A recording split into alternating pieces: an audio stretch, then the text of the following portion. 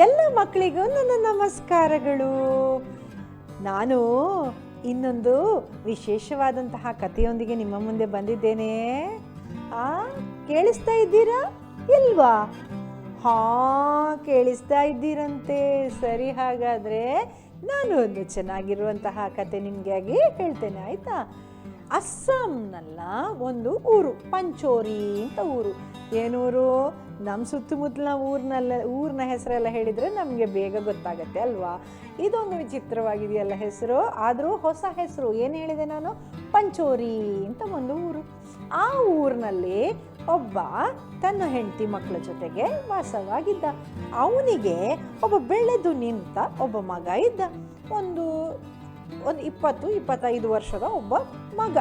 ಆ ಮಗನಿಗೆ ಇನ್ನೇನು ಅವನಿಗೊಂದು ಆಸೆ ಮಕ್ಕಳೇ, ನಾನಿನ್ನು ದುಡಿದು ತಿನ್ನಬೇಕು, ಅಥವಾ ನಾನು ಏನಾದರೂ ಕೆಲಸ ಮಾಡಿ ಜೀವನ ಮಾಡಬೇಕು, ನನ್ನ ಅಪ್ಪಂಗೆ ಸಹಾಯ ಮಾಡಬೇಕು ಅಂತ ಹೇಳಿ ಯೋಚನೆ ಮಾಡ್ದ. ಒಳ್ಳೆಯ ಯೋಚನೆ ಅಲ್ವಾ ಮಕ್ಕಳೇ? ಅಲ್ವಾ? ಎಂತ ಚೆನ್ನಾಗಿರೋ ಯೋಚನೆ ನೋಡಿ. ಅವನು 25 ವರ್ಷದ ಯುವಕ. ಈಗ ನಾನು ನನ್ನ ಕಾಲ ಮೇಲೆ ನಿಂತ್ಕೋಬೇಕು, ನಾನು ಜೀವನ ಮಾಡಬೇಕು, ಒಂದು ಕೆಲಸ ಮಾಡಬೇಕು ಅಂತ ಯೋಚನೆ ಮಾಡೋದು ಎಷ್ಟು ಒಳ್ಳೆಯದಲ್ವಾ? ಹಾಗೆ ಅವನಿಗೆ ಅವನ ಪಕ್ಕದ ಮನೆಯಲ್ಲಿ ತೋಟ ಇತ್ತು. ಯಾವತ್ತು ತೋಟ ನೋಡ್ತಾ ಇದ್ದಲ್ಲ, ಆ ತೋಟದಲ್ಲಿ ನಡೀತಾ ಇರುವ ಕೆಲಸ ಎಲ್ಲ ನೋಡ್ತಾ ಇದ್ದಲ್ವಾ? ಅದಕ್ಕಾಗಿ ಅವನು ಏನು ಅಂದ್ಕೊಂಡ ಗೊತ್ತಾ? ನಾನು ಕೂಡ ತೋಟದಲ್ಲಿ ಕೆಲಸ ಮಾಡ್ತೀನಿ ಅಂತ ಅವನ ಮನಸ್ಸಿಗೆ ಬಂತು. ಅದಕ್ಕಾಗಿ ಅಪ್ಪನ ಹತ್ರ ಹೇಳ್ತಾನೆ, ನಾನು ತೋಟದಲ್ಲಿ ಕೆಲಸ ಮಾಡ್ತೀನಿ, ಎಲ್ಲಾದರೂ ಕೆಲಸ ಕೊಡಿಸಪ್ಪ ಅಂತ ಹೇಳ್ತಾನೆ. ಹಾಗೆ ಅಪ್ಪ ಒಂದು ತೋಟದಲ್ಲಿ ಕೆಲಸದ ವ್ಯವಸ್ಥೆ ಮಾಡ್ತಾನೆ. ಹೀಗೆ ಆ ಯುವಕ ಏನು ಮಾಡ್ತಾನೆ ಗೊತ್ತಾ? ತೋಟದಲ್ಲಿ ಖುಷಿಯಾಗಿ ಕೆಲಸ ಮಾಡ್ತಾನೆ. ಅವನು ಯಾವಾಗಲೂ ಅಂದ್ಕೊಳ್ಳೋದು, ಎಂಥ ಪ್ರಶಾಂತವಾದ ವಾತಾವರಣ, ಒಳ್ಳೆಯ ಒಂದು ಪ್ರಕೃತಿಯಲ್ಲಿ ಮಧ್ಯದಲ್ಲಿ ನಾನು ಕೆಲಸ ಮಾಡೋದಂದರೆ ಒಳ್ಳೆಯದಲ್ವಾ? ಬೆಳಗಿಂದ ಸಂಜೆವರೆಗೆ ಕಷ್ಟಪಟ್ಟು ದುಡಿತಾ ಇದ್ದ ಮಕ್ಕಳೇ, ಭಾರಿ ಖುಷಿಯಾಗಿದ್ದ. ಹೀಗೆ ದಿನಗಳಾಯಿತು. ಸ್ವಲ್ಪ ದಿನ ಆವಾಗ ಅವನಿಗೆ ಬೋರ್ ಆಯಿತು ಮಕ್ಕಳೇ. ಬೆಳಗ್ಗೆ ಏಳೋದು, ತೋಟಕ್ಕೆ ಬರೋದು, ಅದೇ ಕೆಲಸ, ಪುನಃ ಮನೆಗೆ ಹೋಗೋದು, ಊಟ ಮಾಡೋದು, ಮಲಗೋದು. ಇದೇನು ಕೆಲಸ ಅಪ್ಪ? ಈ ಕೆಲಸ ಬೇಡ, ನಾನು ಬೇಟೆಗಾರನಾದರೆ ಹೇಗೆ?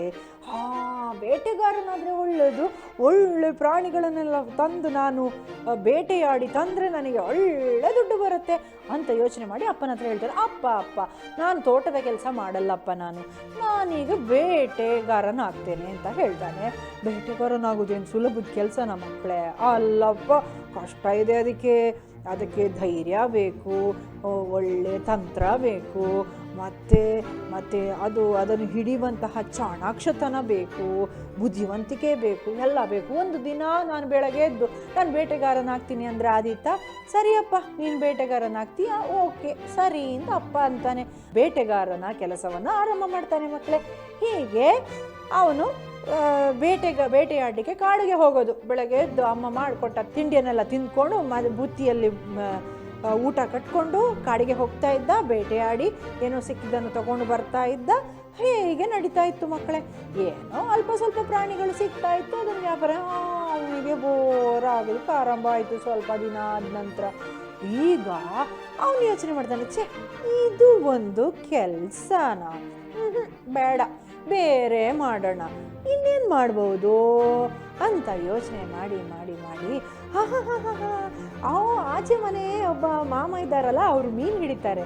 ಅವರು ಭಾರಿ ದುಡಿತಾರಂತೆ, ತುಂಬ ದುಡ್ಡು ಬರುತ್ತಂತೆ ಮೀನು ಹಿಡಿಯೋದ್ರಿಂದ ಅಂತ ಯೋಚನೆ ಮಾಡ್ತಾನೆ. ಯೋಚನೆ ಮಾಡಿ ಆಗುವಾಗ, ಸರಿ, ನಾಳೆಯಿಂದ ನಾನು ಮೀನು ಹಿಡಿಲಿಕ್ಕೆ ಹೋಗ್ತೇನೆ ಅಂತ ಯೋಚನೆ ಮಾಡ್ತಾನೆ. ಅಪ್ಪನ ಹತ್ರ ಹೇಳ್ತಾನೆ, ಅಪ್ಪ ನಾನು ಬೇಟೆ ಬಿಟ್ಟೆ ಅಪ್ಪ, ನನಗೆ ಮೀನು ಹಿಡಿಯುವ ಕೆಲಸ ಆಗ್ಬೋದಪ್ಪ. ಅಪ್ಪ ಮತ್ತೂ ಮಾತಾಡಲ್ಲ. ಸರಿ ಆಯಿತು, ನಿನ್ನಿಷ್ಟ ಮಾಡು, ನೀನು ದುಡಿತೇನೆ ಅಂತ ಹೇಳುವಾಗ ನಾನು ಯಾಕೆ ಬೇಡ ಅನ್ನಲಿ ಅಂತ ಹೇಳ್ತಾನೆ. ಮೀನು ಹಿಡಿಯೋದೇನು ಸುಲಭದ ಕೆಲಸನ ಮಕ್ಕಳೇ? ಅದು ಅಲ್ಲ, ಅದು ಎಷ್ಟು ಕಷ್ಟದ ಕೆಲಸ ಗೊತ್ತಾ? ಎಷ್ಟು ತಾಳ್ಮೆ ಬೇಕು, ಎಷ್ಟು ಸಮಯ ಕೊಡಬೇಕು, ಎಷ್ಟು ನಾವು ಅದರಲ್ಲಿ ಜೊತೆಗೆ ತೊಡಗಿಸ್ಕೊಳ್ಬೇಕು, ಗಾಳ ಹಾಕ್ಲಿಕ್ಕೆ ಗೊತ್ತಿರಬೇಕು, ತುಂಬ ಹೊತ್ತು ಕೂತ್ಕೋಬೇಕು, ತಾಳ್ಮೆಯಿಂದ ವರ್ತಿಸಬೇಕು, ಇದೆಲ್ಲ ಇರಬೇಕು. ಒಂದು ದಿನ ನಾನು ಎದ್ದು ನಾನು ಮೀನುಗಾರನಾಗ್ತೀನಿ ಅಂತ ಹೇಳಿದರೆ ಆಗತ್ತಾ? ಇಲ್ಲ. ಸರಿಯಪ್ಪ ಅಂತ ಹೇಳಿ ಇವನು ಏನು ಮಾಡ್ತಾನೆ, ಒಂದು ಪಾತ್ರೆಯಲ್ಲಿ ಒಂಚೂರು ಎರೆಹುಳ, ಇನ್ನೊಂದರಲ್ಲಿ ಗಾಳ ಹಿಡ್ಕೊಂಡು ಹೋಗ್ತಾನೆ. ಹೋಗಿ ಮೀನಿಗೆ ಗಾಳ ಹಾಕಲಿಕ್ಕೆ ಅಂತ ಕೂತ್ಕೊಳ್ತಾನೆ. ಅಯ್ಯೋ ರಾಮ, ಅವನಿಗೆ ಒಂದು 3-4 ದಿನ ಆಗು ಅದು ಸುಸ್ತಾಯಿತು. ಆಗ ಯಾರೋ ಹೇಳ್ತಾರೆ, ನೀನು ಯಾಕೋ ಅಲ್ಲಿ ನದಿ ಬದಿಯಲ್ಲಿ ಕೂತ್ಕೊಂಡಿದ್ಯಾ, ದೋಣಿಯಲ್ಲಿ ನೀನು ಗಾಳ ಹಾಕಿದರೆ ಇನ್ನೂ ಚೆನ್ನಾಗಿ ಮೀನು ಸಿಗುತ್ತೆ ಅಂತ ಯಾರೋ ಹೇಳ್ತಾರೆ, ಅದನ್ನೂ ಮಾಡ್ತಾನೆ. ಆಯ್ತು, ಇನ್ನೊಂದು 4-5 ದಿನ ಆಗೋಗ ಅದೂ ಬೋರ್ ಆಗುತ್ತೆ ಮಕ್ಕಳೇ. ಯೋಚನೆ ಮಾಡ್ತಾನೆ, ಇದು ಒಂದು ಜೀವನನ ಹೊಳೆ ಮಧ್ಯದಲ್ಲಿ ಇರಬೇಕಪ್ಪ, ಇಲ್ಲಿ ಕೂತ್ಕೊಂಡಿರ್ಬೇಕು, ಬೇಡ ಇದು ಬಿಟ್ಬಿಡೋಣ, ನೋಡೋಣ ನಾವು ಏನಾದರೂ ಬೇರೆ ಮಾಡೋಣ, ಬೇರೆ ಮಾಡಲಿಕ್ಕಾಗ್ತದ ಯೋಚನೆ ಮಾಡ್ತಾನೆ. ನಾನು ಮೊನ್ನೆ ಒಂದು ಅಡುಗೆ ಮಾಡಿದ್ದೆ, ಒಂದು ಸಾರು ಮಾಡಿದ್ದೆ. ಆಗ ಅಮ್ಮ ಹೇಳಿದ್ಲು, ಏನೋ ನೀನು ಚೆನ್ನಾಗಿ ಮಾಡ್ತೀಯ ಸಾರು ಅಂತ ಅಂದಿದ್ಲು. ಹಾಗಾದರೆ ನಾನು ಅಡುಗೆ ಕೆಲಸ ಮಾಡಿದರೆ ಹೆಂಗೆ? ನಾನು ಹೋಗಿ ಒಂದು 4 ಮನೇಲಿ ಅಡುಗೆ ಕೆಲಸ ಮಾಡಿ ಚೆನ್ನಾಗಿ ದುಡ್ದು ಬಿಡ್ತೀನಿ, ಅದೇ ಒಳ್ಳೇದಪ್ಪ.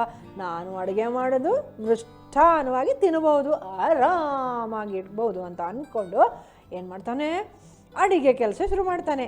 ಆಯ್ತಲ್ಲ, ಎಷ್ಟು ಕೆಲಸ ಆಯಿತು ಅಲ್ವಾ, 3-4ನೇ ಕೆಲಸಕ್ಕೆ ಬಂದಿದ್ದಾನೆ ಈಗ. ಸರಿಯಪ್ಪ, ಈಗ ಇದರಲ್ಲೂ ತೊಡಗಿಕೊಂಡ. ಏನೋ ಅಡುಗೆ ಕೆಲಸಕ್ಕೆ ಹೋಗೋದು, ಅಲ್ಲಿ ಅಡುಗೆ ಮಾಡೋದು ಎಲ್ಲ ಮಾಡ್ತಿದ್ದ. ಈಗಿನಾಗೆ ಟಕ್ ಅಂತ ಒಲೆ ಉರಿಸಿ ಗ್ಯಾಸ್ ಸ್ಟವ್ ಆನ್ ಮಾಡಿದಾಗ ಬೆಂಕಿ ಉರಿಯೋ ಕಾಲ ಅಲ್ಲ ಅದು. ಕಾಲ ಏನಾಗಿತ್ತು, ಫೂ ಫೂ ಫೂ ಅಂತ ಊದಬೇಕಿತ್ತು, ಕಣ್ಣಲ್ಲೆಲ್ಲ ನೀರು ಬರ್ತಾಯಿತ್ತು, ಎಲ್ಲ ಕೆಲಸನೂ ಅವನೇ ರುಬ್ಲಿಕ್ಕೆ ಕಲ್ಲಿತ್ತು, ಎಲ್ಲನೂ ಮಾಡಬೇಕಿತ್ತು. ಇವನಿಗೆ ಬೋರಾಯಿತು ಕೆಲಸ. ಇದೇನು ಸುಲಭ ಅಂದ್ಕೊಂಡ್ರ, ಅಡುಗೆ ಮಾಡೋದೇನು ಸುಲಭ ಅಂದ್ಕೊಂಡ್ರ? ಅದು ಒಂದು ಕಲೆ ಅಲ್ವಾ, ಒಂದು ಶ್ರೇಷ್ಠವಾದಂತಹ ಒಂದು ಕೆಲಸ ಅಲ್ವಾ ಅದು. ಹಾಗೆ ಅದನ್ನು ಅವನಿಗೆ ಸ್ವಲ್ಪ ದಿನ ಆಗುವಾಗ ಅದು ಬೋರಾಯಿತು ಮಕ್ಕಳೇ. ಹೀಗಿರುವಾಗ ಅಪ್ಪನ ಹತ್ರ ಹೇಳ್ತಾನೆ, ಅಪ್ಪ ಏನಪ್ಪ, ನನಗೆ ಇದು ಬೇಡಪ್ಪ, ಇನ್ನೇನಾದರೂ ಕೆಲಸ ಇದ್ದರೆ ಹೇಳು ಅಂತ ಹೇಳ್ತಾನೆ. ಅಷ್ಟು ಹೊತ್ತು ಸುಮ್ಮನೆ ಇದ್ದಂತಹ ಅಪ್ಪ ಮಗನನ್ನು ಕರೆದು ಹೇಳ್ತಾನೆ, ಮಗನೇ, ನೀನು ಮೊದಲಿಗೆ ಹೇಳಿದ್ದಿ ನನಗೆ ಕೆಲಸ ಮಾಡಬೇಕಪ್ಪ ಅಂತ ಹೇಳಿದ್ದಿ, ತೋಟದ ಕೆಲಸ ಮಾಡ್ತೇನೆ ಅಂತ ಹೇಳಿದ್ದಿ, ಅದಕ್ಕೂ ಒಪ್ಕೊಂಡೆ. ಆಮೇಲೆ ಬೇಟೆಗಾರನಾಗ್ತೇನೆ ಅಂತ ಹೇಳಿದ್ದಿ, ಅದಕ್ಕೂ ಒಪ್ಕೊಂಡೆ. ನಾನು ಮೀನು ಹಿಡಿಲಿಕ್ಕೆ ಹೋಗ್ತೇನೆ, ಮೀನುಗಾರನಾಗ್ತೇನೆ ಅಂತ ಹೇಳಿದೆ, ಅದಕ್ಕೂ ಒಪ್ಕೊಂಡೆ.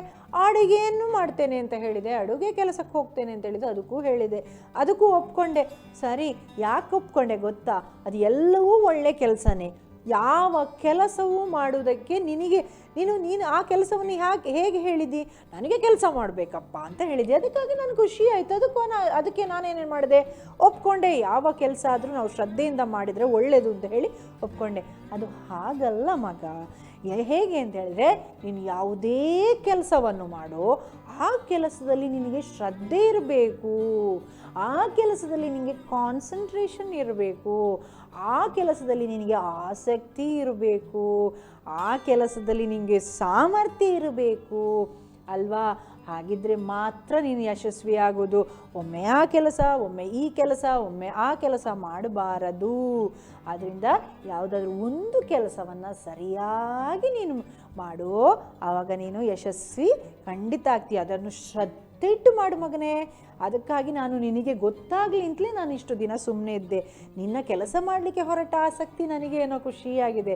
ಆದ ಕಾರಣ ಇನ್ನು ಮುಂದೇನು ಮಾಡಬೇಕು, ಯಾವುದೇ ಒಂದು ಕೆಲಸವನ್ನು ಆಯ್ಕೆ ಮಾಡು ಮಗನೇ, ಆದ್ರೆ ನೀನು ಯಶಸ್ವಿ ಆಗ್ತೀಯ ಅಂತ. ಅವನೇನು ಮಾಡ್ತಾನೆ ಗೊತ್ತಾ, ತೋಟದ ಕೆಲಸಕ್ಕೆ ಹೋಗ್ತಾನೆ, ಅಲ್ಲಿ ಚೆನ್ನಾಗಿ ದುಡಿತಾನೆ, ಆಮೇಲೆ ಅವನದ್ದೇ ಒಂದು ತೋಟ ಕೊಂಡ್ಕೊಳ್ತಾನೆ, ಭಾಳ ಸಂತೋಷದಿಂದ ಜೀವನ ಮಾಡ್ತಾನೆ ಮಕ್ಕಳೇ ಅಲ್ವಾ? ನಾವು ಕೂಡ ಅಷ್ಟೇ, ಯಾವುದೇ ಕೆಲಸ ಮಾಡಲಿ ಅದನ್ನು ಶ್ರದ್ಧೆಯಿಂದ ಮಾಡಬೇಕು, ಇಷ್ಟಪಟ್ಟು ಮಾಡಬೇಕು ಅಲ್ವಾ? ಕಾನ್ಸಂಟ್ರೇಷನ್ ಇಟ್ಟು ಮಾಡಬೇಕು, ಮತ್ತು ಅದರ ಬಗ್ಗೆ ಎಲ್ಲ ತಿಳ್ಕೊಂಡು ಮಾಡಬೇಕು. ಹಾಗಿದ್ರೆ ನಾವು ಖಂಡಿತ ಯಶಸ್ವಿ ಆಗ್ತೀವಿ ಅಲ್ವಾ? ಚೆನ್ನಾಗಿತ್ತಲ್ವಾ ಈ ಕತೆ? ಹೌದಲ್ವಾ? ಅಪ್ಪ ಎಷ್ಟು ಚೆನ್ನಾಗಿ ಮಗನಿಗೆ ಬುದ್ಧಿ ಹೇಳಿದ್ರಲ್ವಾ, ಎಷ್ಟು ಚೆನ್ನಾಗಿ ಅರ್ಥ ಮಾಡಿಸ್ಕೊಂಡ್ರಲ್ವಾ? ಸರಿ, ಹಾಗಾದರೆ ನಾನು ಇಲ್ಲಿಗೆ ಈ ಕಥೆನ ಮುಗಿಸ್ತೀನಿ. ಮತ್ತೆ ನಿಮ್ಮ ಭೇಟಿ ಇನ್ನೊಂದು ಕಥೆಯೊಂದಿಗೆ. ನಮಸ್ಕಾರ.